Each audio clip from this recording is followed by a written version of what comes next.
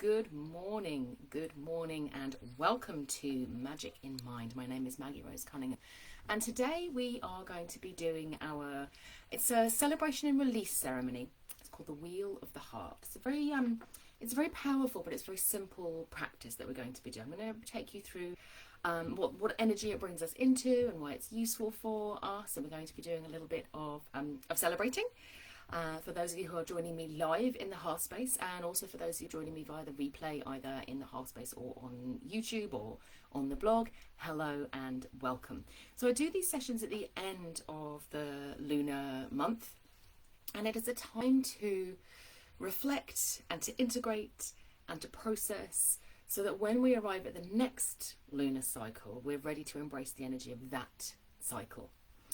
So I wanted to start by recognising the Wheel of the Heart for me is the cycle of gratitude and the cycle of grief. It works on the basis that when we invite something into our life that feels like magnificent and wonderful, it might be a commitment of love, or it might be a promise that you've made to a project that you're looking forward to doing, to a home that you've started to creating, or a garden that you've started to create, or a business that you want to run, or a cake that you want to make. Now, whatever it is that you have this moment of promise where you say, I'm going to give myself and my efforts to this. And this brings in the energy of Gebo. So Gebo is the rune of gift giving, it's the rune of exchange, it's the rune of promise making, it's the rune of oaths. You can see it in cards that we send to family and friends, where we do the little X at the bottom, and it's sort of saying, but in that case it's saying, look, I love you. You know, this is me telling you that I love you. It's given without expectation normally, although you'll recognise that with the Gebo rune there is a commitment that's being made with an assumption of reciprocity. Gebo is the foundation of society in many ways. It comes in the first 8, so literally the first 8 runes. It's towards that end of the first 8 runes, and there is an expectation of reciprocity in some way that's given, and this is why I call this the Wheel of the Heart as we're going through with this. So I was thinking about this in the context of this month, and some of you will know we've just had a full moon in Yera. And this is what got me thinking about this energy. The pattern that Gebo sets of reciprocity, of exchange, is a pattern that we find coming again, like in the later runes. So Yera repeats it, but it's the season of the winter and the summer.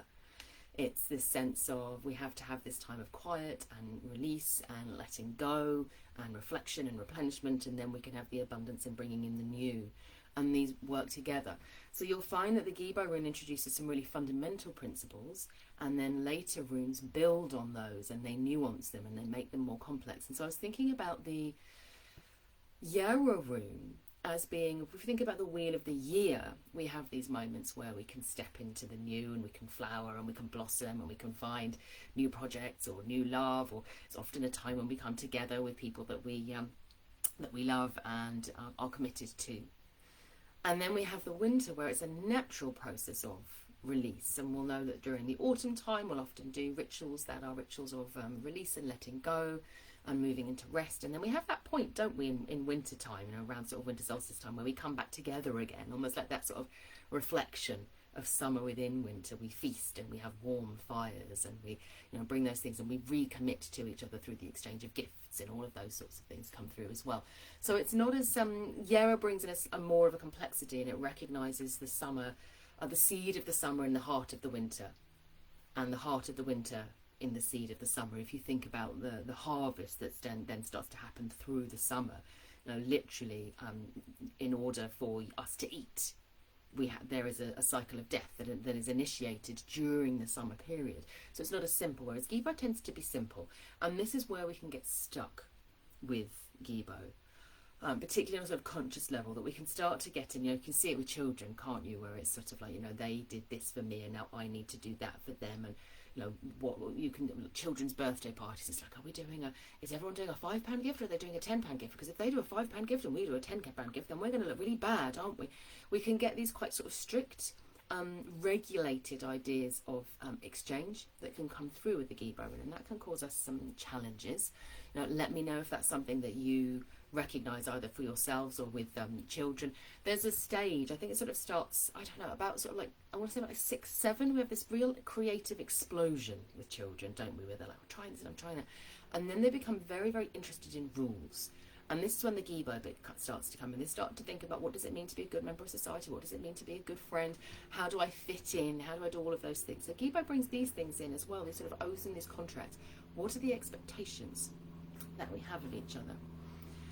So as you're joining, and I can see that there are people here who are here live. So hi Suki, hi Suzanne, hi Christy, hi Alex, lovely to see you. What have we got here? So just started making 3 runic spirit dolls. Ooh, exciting. I like that. You're already initiating new projects for the coming cycle, Suzanne.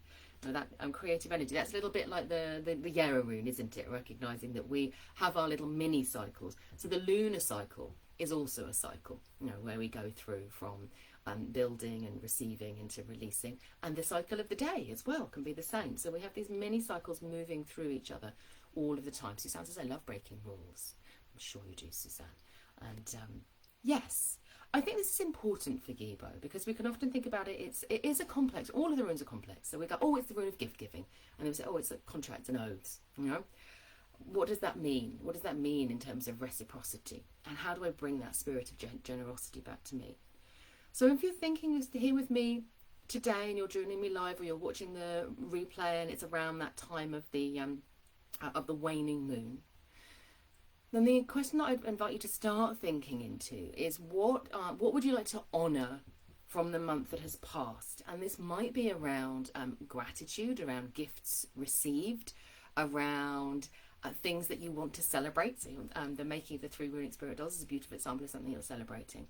Or it might be around things that you want to honour that have come to an end, that are changing or shifting in some way. So have a little feel into that.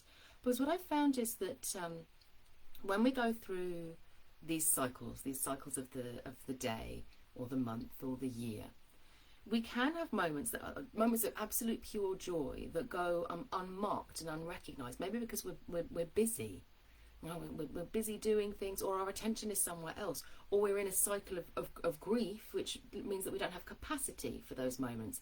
And then suddenly one of those moments will come in, and it's like, it's sort of that the dawn rising again. When you're having a really challenging time.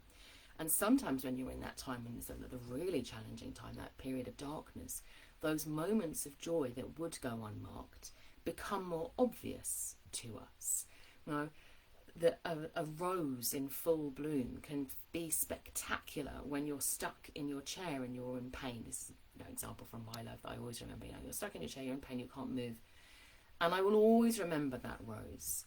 Whereas if I'd been sort of walking around and doing my own thing, whatever it was, I might have missed it. It's that similar thing to the Yarrow rune, that we can find those moments of real joy when we are. It's almost the contrast between the two that offer us. So when we are in flow and everything seems wonderful, we can miss some of those smaller moments of joy. So if that's you right now, this is an invitation for you to just think about, what are those small moments of real joy that you would like to commemorate and remember and honour through the course of the month. You can pop them in the chat, that would be lovely. And then we can also have grief, which is almost the counterbalance. If we step into love, or we step into a new project or something that we want to do, it can be that it completes its natural life cycle. And those moments where we thought it could be this or it could be that, it could be anything is possible, and then as you start to go through it, it narrows down, doesn't it? It becomes what it actually is, and that's sort of okay. And often we don't even recognise that there's a grief process happening. It's a release process. It's not. We don't label it as grief. We label it as release, and it can feel like, for me, I think about the Gebo and I think about it like a water wheel, and it's like the water wheel of Gebo is just turning. The grief passes through us like water on a wheel, and it moves. And then sometimes it can feel like we're freezing over and the wheel stops. Think about that. A little bit of Easter energy comes in here. Our Easter energy comes in, and it's like this grief is so big that I need to stay in it. I need to stay in it, in the silence, through this period of time. So when I was thinking about this and thinking about what do I want to celebrate on and what do I want to reflect on, the celebrations for me, those things that I really want to give gratitude for, we had a lovely Rune Quest challenge and so many people participated, and we had our celebration session last night. I think everyone said that the thing that they sort of wanted to celebrate and that they enjoyed the most was the rich, the depth of wisdom, the shares in the group about what people were experiencing and the ideas that they had and how that had worked for them. So I really wanted to give gratitude for that, and also for spaces like the Hearth Space, and I've been honoured to be in through the course of this month, where we come to collaborate and to support each other and to bring curiosity and compassion and empathy. And I believe that these are the spaces where the big problems, the big challenges, where the wheel can start to turn again, or where we can honour each other in our silence, are so important in the world today. Incredibly important in the world today to have those spaces, and I feel very, very privileged to be in those spaces. And then I was thinking about, I give gratitude that my family bought me a tent, a new tent for my birthday, and I slept out in it a few times over the last week to honour the solstice. We did a fire, and we did our little ritual where I got my little Ingu's runes that I made at Beltane, and I had the last two that I'd saved over, and we blessed them, and then we hung them around the garden. I did that with my children, and we did our libations, and it was just so lovely. And to sleep out, there's nothing that I love better than when the weather's nice, is to sleep outside. There were some moments of grief. There were some moments of grief for the old tent that has been broken, and when I got the chairs that the children used to sit in when we would got to this time of year, and I cracked them open, and they've sort of got a bit damaged and ruined, and I was like, that era is past, and I won't be getting the mini chairs like that in the future. They'll need bigger ones. So there's those small griefs, which are just that acknowledgement. They're just the wheel turning, aren't they? And then I had this is a grief that I'm not going to share the context of this, because it's not just mine, and there are others who aren't ready to share that grief in this point, and I want to honour that. But I had a moment, and I feel very lucky and privileged that there haven't been so many of these in my life. There have been some, but there haven't been so many, where the grief felt so huge and racking and primal and raw. It sort of just came out of me to the point that there weren't even any tears. It was like those weren't able to come. It was too sort of harsh, and fueled underneath it, I could feel, by a love that was bigger than I ever thought possible, by something so enormous. And I was like, and I felt that in that moment, and I was like, I wasn't expecting this to come out. This recognition that when love is that big, when your desire for something is that big, when your desire to offer something into the world and to be your best is that big, then the grief is going to be that big, And I feel very, very lucky to have been invited into spaces that were big enough to hold me in that, So those are things that I wanted to honour. And I can see that we've got some bits in the chat box as well. So thank you. And Christy's saying, I always have difficulty with enjoying the journey because I get so caught up in reaching the goal. The journey to the goal is where the joy is. Yes, and this can be very true. And it's like we're sort of doing this, sort of focused forward, and we're doing this and this and this. It was a little bit like I was saying that we can get distracted from experiencing those moments of joy that offer us that gratitude. And to actually be able to, open to them and recognise that the journey is often even more important than the goal, isn't it? Like exactly like you said, that the journey to the goal is where the joy is. You can get to the end of a goal and go, I've spent a lot of my career. I do a lot of coaching with people who are looking to get to like a professorship or to an executive director role. And it's like, this is the path, and you have to follow the path, and here's the hurdle, and there's the next one, and there's the next one, and there's the next one. It's sort of going and going and going and going, and then you get there, and it's like, what's actually changed for me? And it's almost like you've then got to spend the next like 5-10 years going, what does that actually mean? What was it that I did? Because I was so busy doing the stuff, I had no chance to integrate what was actually happening in that moment. And I'm going to share a little story, I think, before we do our meditation. That yes, it for me is about this, the wheel of the heart, and how we can either get stuck. The wheel of the heart can sometimes naturally get stuck when we're in Isa, and it needs that time. It's like that natural wintering of the heart in a way. You know, that the wheel doesn't turn all of the time. You know, the snow will come and the ice will come, and that's okay. The water needs that time. And then it will slowly thaw and the wheel will start turning. But we can also get that point where it's rushing so fast that the water has no time to sort of actually integrate into itself what's happening. If you think about water as being the carrier of memory and energy and feelings, we need to pause, don't we? And sometimes flow and eddy and glide and ripple in order to integrate an experience. So if we haven't done it on the way, if we haven't done it on the journey, then we're often going to need to take a whole new journey in order to work out what the previous journey was for, regardless of the fact that we got to the destination. That sort of wasn't the point we reach at the end of the day. We go, oh, was that the point? And Suzanne says, I try to have a few moments during the day with the cuppa as having the cuppa is joyful to me. Oh, me too.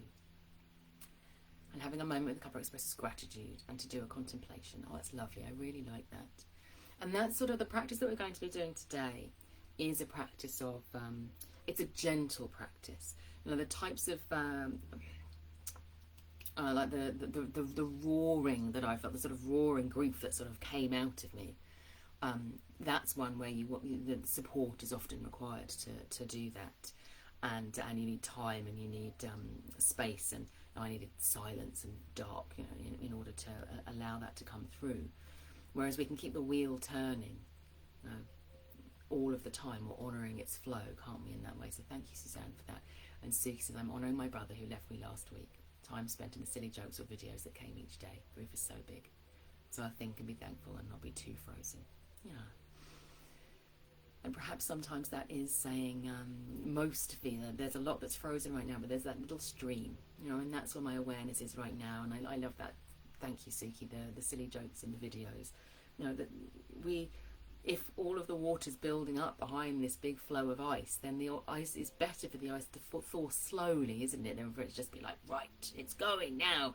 And then it comes and the water wheel gets overwhelmed and can't turn, can it? So, we have to allow the ice to thaw slowly, and that's a recognition of how important that person was to us, and a recognition that we have to learn to give love in a different way, which can often come, if you remember I said about the children can expect that reciprocity, and rightly so. And when we're children, we expect to give our love and for it to be reflected back to us, and that's part of the safety of being a child. And then we go through the second date and we realise that that's not always going to happen. And then we go, but I survived it. And then when we move into the third date, we realise sometimes it's our role, as elders, it might be as parents or teachers or community members or leaders or whatever it is, that we can offer love and receive it in an entirely different way that isn't the Gebo expression. It's a very different way of experiencing the world, but it doesn't mean that we haven't experienced, what's the word I'm looking for, that we're not experiencing it. It's just different. So when a loved one passes, it's recognising, okay, well, how do I express my love now? How do I express my love now? That is different, because it's not going to be on that sort of reciprocal, all the time thing, and sometimes it's not anyway, is it? Sometimes we give and sometimes we don't, and love is still there, and that again is part of that growing up experience. But yeah, how do I find the love still? Within that is one of the things that we can look for. Okay, so before we go on to do our meditation for today, I just wanted to say, for those of you who haven't seen, because it's coming up, that we have our next new moon coming up. So the new edition of Suna's Star Wheel is out. You know, remember that I had my inspiration for this piece from our full moon in Yera. So we have got a new moon in Feiyu coming up on the 5th of July. So that's when this edition starts, is that new moon in Feiyu. So there's a little bit of time still, but you know, please do, if you're planning to order sooner rather than later, because otherwise it won't arrive in time for the 5th of July. And then our next full moon is in Perthrow, which I'm quite looking forward to as well, the 21st of July.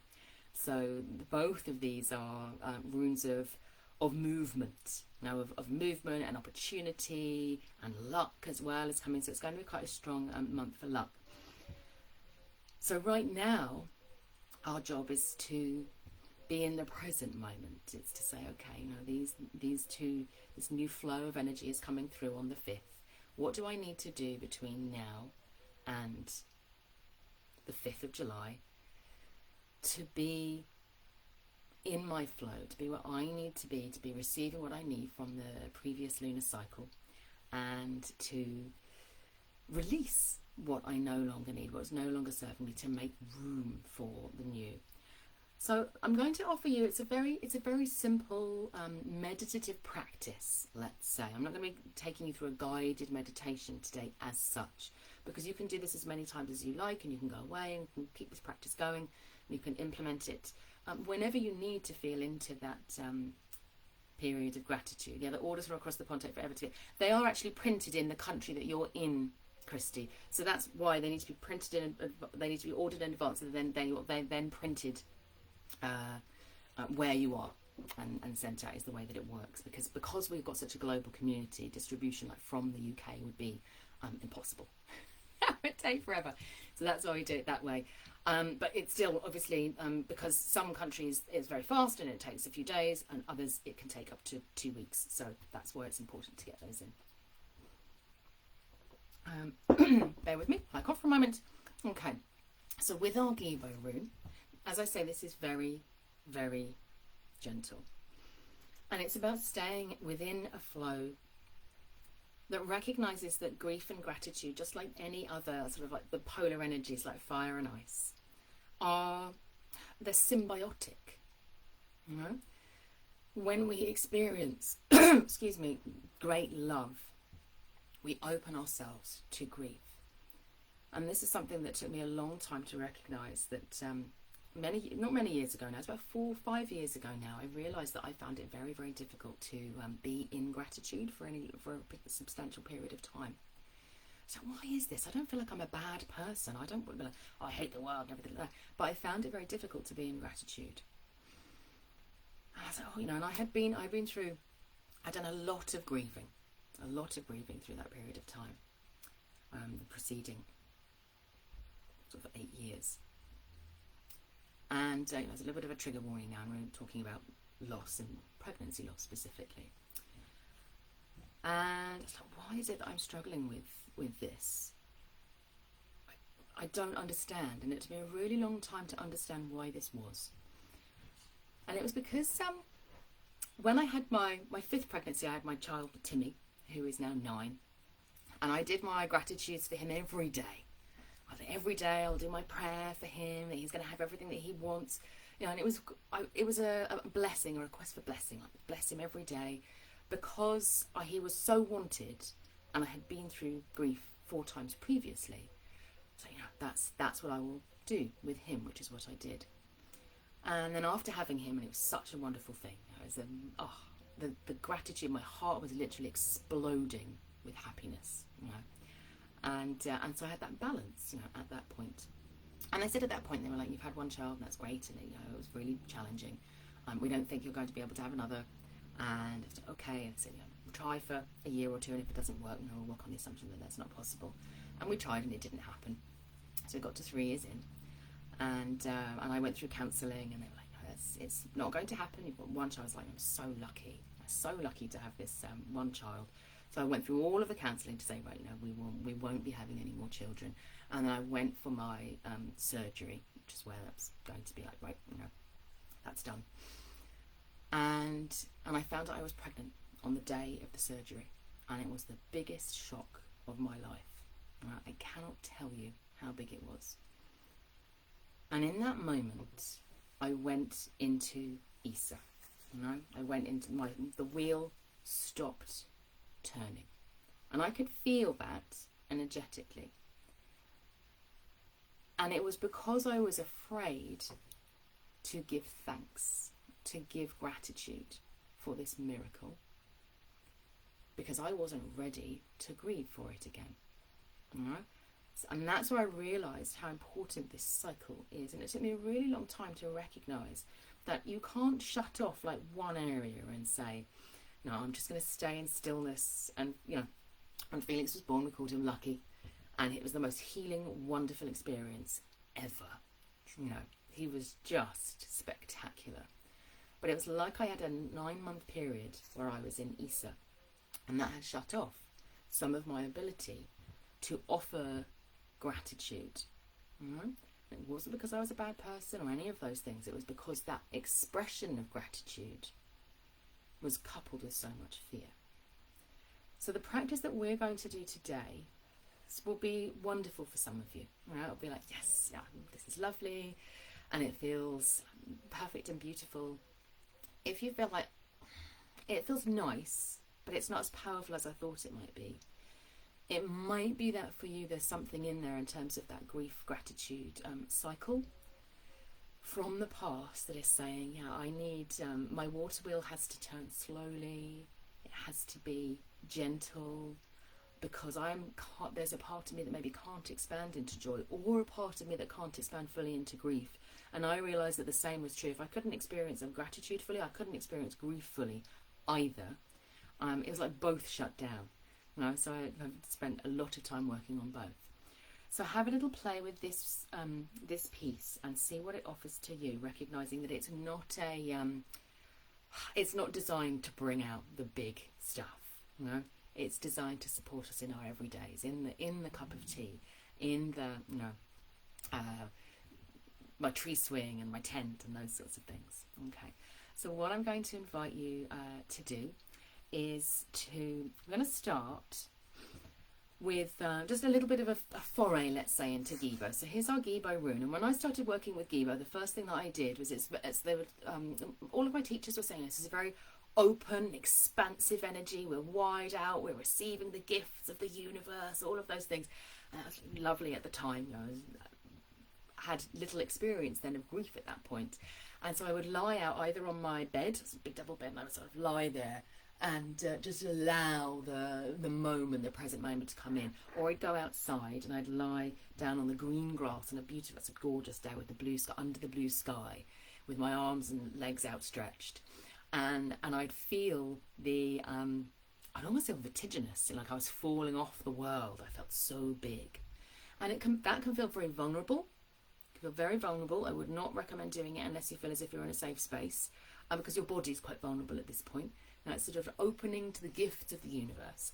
We're not doing that today. You can go away and practice with that if you want to try it. But we're not doing that today. We're doing something that is far more gentle. It's more gentle. It's more intimate.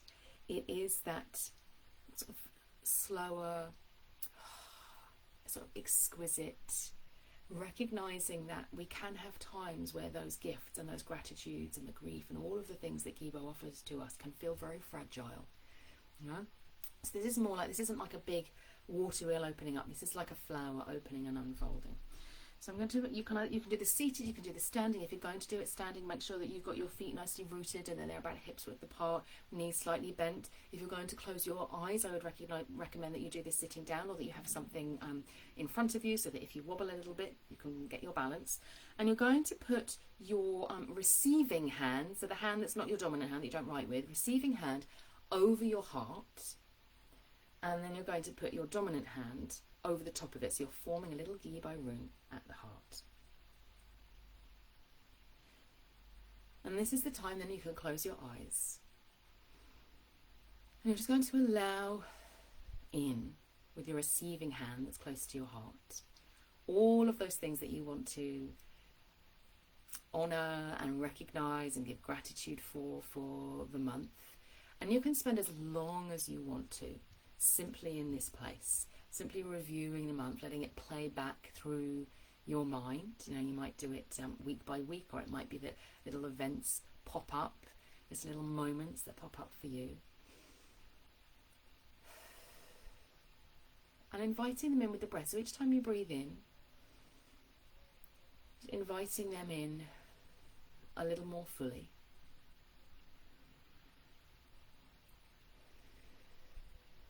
And this is where your noticing comes in. So as you are offering to that receiving, opening to that receiving, and just breathing into it, and allowing those moments. And it might be that you don't even get a specific moment, you might just get a feeling or a sensation. That's absolutely fine. That gently, without you prompting it, offers something that is a grief of some sort. It might be a little bit of a flutter of a regret, or a recognition of that moment's over. Will that happen again? I'm not sure. Every time we have an experience that is an experience that's wonderful, there's also a recognition that experience is gone. And when that happens, I'm just going to invite you to very gently open your hands and lay them out as if you're opening to receive a gift, or you're releasing. And then you're going to put your dominant hand over your heart and your receptive hand over the dominant hand. And you're just going to allow yourself to be in that state of honouring that regret or that grief. And it doesn't have to be big. It can just be, I don't know. For me, I might be looking at the challenge that I ran and thinking, that video could have had this bit in and I forgot to do it, or something like that. And that's fine. It's just acknowledging that and being with that for as long as you need. And then it might be that again the water wheel turns very gently and it brings up something new. Oh, but do you remember when? And then this happened. And there's another gratitude. So you open your hands out again. And it might be that you feel you're breathing that in. Just breathe that in. And then as I bring my receiving hand first and then the dominant hand over, just allowing myself to really receive that. Just do that, get together one more time. So in the energy of receiving. You might hear I'm hearing the tramp of my feet over the path when I took my children with my sister and her children we went on a walk to the RSPB, the Royal Society for Protection of Birds. Such a lovely day. And I can just hear the tramping of our feet on the gravel there. It might be that you're in the moment and you can hear a bird calling, or the sound of family. Almost as if this is just the rippling of the water, of this, the flow of water, the flow of experience. And then again, you might get a little tinge of guilt or regret or sorrow or a niggle. It's okay. Bring the hands out, breathing out.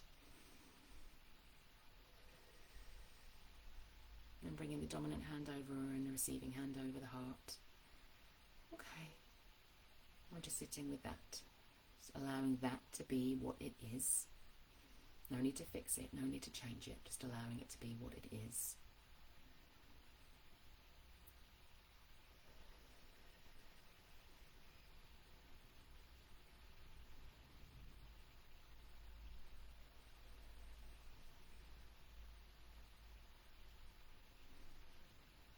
And it might be that through the course of this meditation, something wonderful and joyous comes up and you think, okay, how can I express that more fully? What can I do now to keep that energy going, to go for a walk in the sun, or take my shoes off and go barefoot out in the grass? That might be what happens. Or it might be that you feel a grief that is bigger than can be held with this hand gesture. So if that happens for you, then bring your hands right over your shoulders. Just embracing yourself like a mother embraces a child.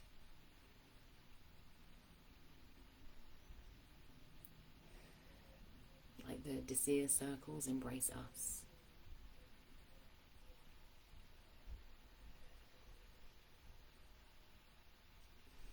And be with yourself for as long as you need to. And then simply ask yourself the question, what do I need? What do I need from this place?